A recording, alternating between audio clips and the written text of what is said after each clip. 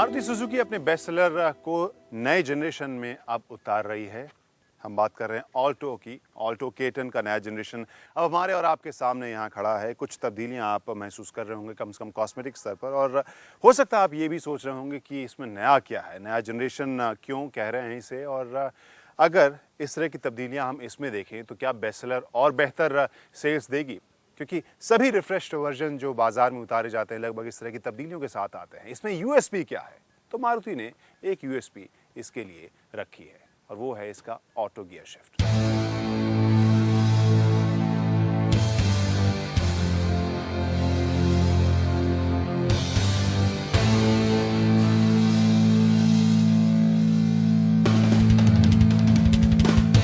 तो इस नई ऑल्टो K10 के चेहरे में भी वो एलिमेंट आपको देखने को मिलेगा जो हाल फिलहाल में कई मारुति की गाड़ियों में हमने देखी है, और वो हेडलैम्प का शेप ऐसा है जिसे देखकर आपको लगेगा कि हाँ त्योरियाँ चढ़ी हुई हैं।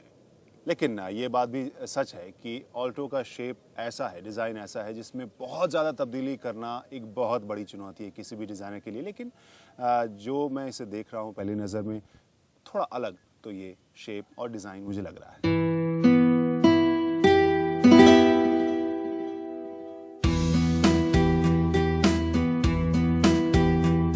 तो इस छोटी कार को पैसेंजर्स के लिए बड़ा करने की कोशिश की गई है। इसकी चौड़ाई को बढ़ाया गया है और इसकी लंबाई को।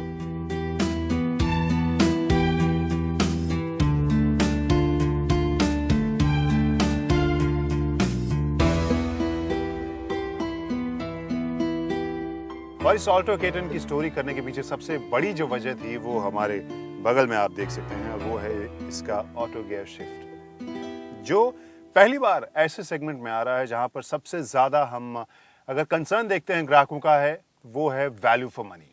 तो अब इस ऑटो गियर शिफ्ट के साथ मारुति के पास दो कम से कम ऐसी यूएसपी है जो बाकी कंपनियों के पास नहीं है। ऑटोमेटिक आमतौर पर ग्राहक इस वजह से नहीं लेना पसंद करते थे क्योंकि उसकी माइलेज कम होती थी, उसका मेंटेनेंस बहुत ही भरोसेमंद नहीं होता था। यहाँ पर अगर मारुति की तरफ से और वो भी एक फ्यूल एफिशिएंट ट्रांसमिशन मिले तो फिर ग्राहकों की पसंद ज़रूर बदल सकती है, और यही मारुति की कोशिश भी है इस नए ट्रांसमिशन के साथ जो सबसे पहले हमने सेलेरियो में देखा था।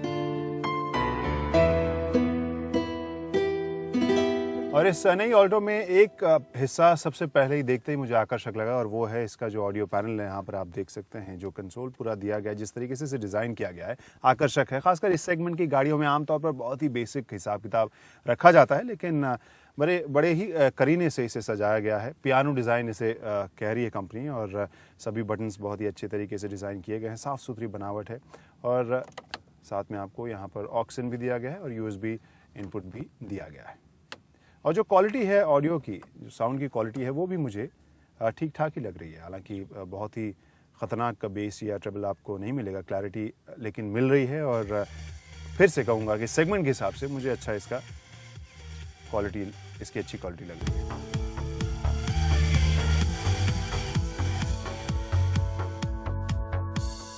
तो अब मैं इस ऑल्टो K10 ऑटोमेटिक को चलाने जा रहा हूँ।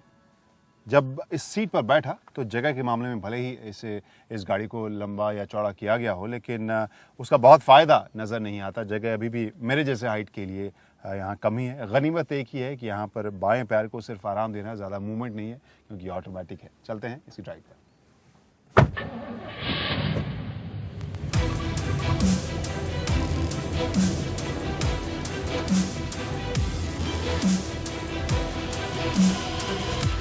तो इस कार को हमने चलाया उस माहौल में जिसके लिए तैयार की गई है, और ये कहने वाली बात नहीं कि कार में आपको ज़्यादा ताकत महसूस नहीं होगी, अंदर जगह भी आपको कम महसूस होगी, क्योंकि ये है ही एक छोटी कार, एंट्री सेगमेंट की कार है ये, जिसमें कंपनी ने एक नई कोशिश की है ऑटो गियर शिफ्ट के साथ। और इसकी सफलता के पीछे दो तीन चीज़ें तो ज़रूर होंगी। एक तो ये है कि बहुत गुंजाइश है इसके ग्रोथ की। हिंदुस्तान में हर सेगमेंट के ग्राहक अब थोड़ा ज़्यादा आराम चाहते हैं, क्योंकि जिस तरीके से बम्पर टू बम्पर ट्रैफिक हम हिंदुस्तान में बढ़ता हुआ देख रहे हैं, वैसे में ये गियर शिफ्ट हो सकता है कि काफ़ी सफल हो, इस सेगमेंट में एक नया पैमाना ज़रूर तय करे। लेकिन कंपनी को इस बात का ज़रूर ध्यान रखना पड़ेगा कि कीमत वैसी ही रखनी पड़ेगी कि जहां पर ग्राहक कन्फ्यूजन में न पड़े।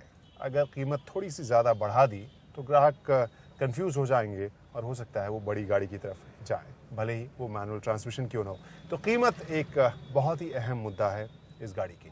तो मैंने इस ऑल्टो K10 ऑटोमेटिक को उसी रास्ते पर चलाया जिसके लिए इसे तैयार किया गया है। और ये कहने वाली बात नहीं कि आपको गाड़ी में ज़्यादा ताकत महसूस नहीं होगी, अंदर बहुत जगह महसूस नहीं होगी, क्योंकि ये है ही छोटी कार और एंट्री सेगमेंट की कार है।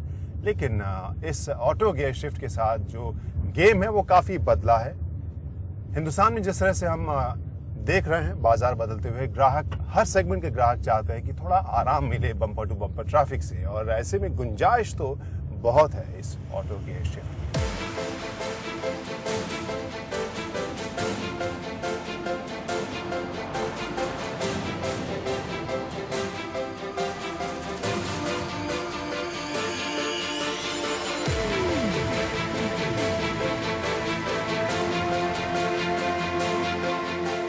Celerio के बाद इस ऑल्टो K10 को क्यों चुना कंपनी ने, ये सोचने वाली बात है इस ऑटो गियर शिफ्ट के लिए। लेकिन ये बात भी तय है कि बहुत ज़्यादा अभी कुछ कहा नहीं जा सकता इस ट्रांसमिशन की सफलता के बारे में, क्योंकि जो आंकड़े हैं Celerio की बिक्री के, अभी उसमें से बहुत बड़ा हिस्सा बुकिंग वाला ही है।